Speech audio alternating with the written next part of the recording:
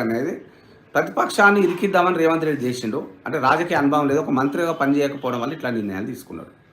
ఇక్కడ ప్రతిపక్షాలను ఇరికిద్దామంటే సొంత పార్టీ నేతలు అవి కూడా ఉన్నాయి, ఒకటి సాధారణ జనాలు అవి కూడా ఉన్నాయి. వాళ్ళందరి నుంచి వ్యతిరేకత వస్తూ ఉంది.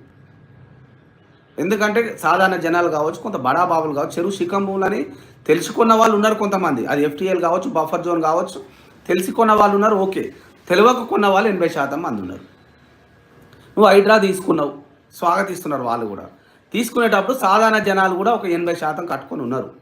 హైడ్రాలో నాలాల దగ్గర తెలియక ఒక ఫ్లాట్ అమ్ముతూ ఉంటే మరి కొన్నారు, తీసుకున్నారు.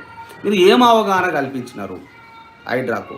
మరి సాధారణ జనాలై ఇంట్లో లేకపోతే ఫామ్ హౌస్లో ఉడవీక్తప్పుడు మీరు ఏం చేయాలి? అది నిజంగా సాధారణ జనాలు తప్పు కాదుగా. అక్కడ వెంచర్ చేసినాడు, ఎఫ్టీఎల్ కావచ్చు, బఫర్ జోన్ కావచ్చు, చెరువు శిఖం భూములలో కావచ్చు. సాధారణ జనాలకి ఇది ఎఫ్టీఎల్ అని బఫర్ ఇన్ని రకాల భూములు ఉంటాయని మాకే తెలియదు, తెలియకపాయ.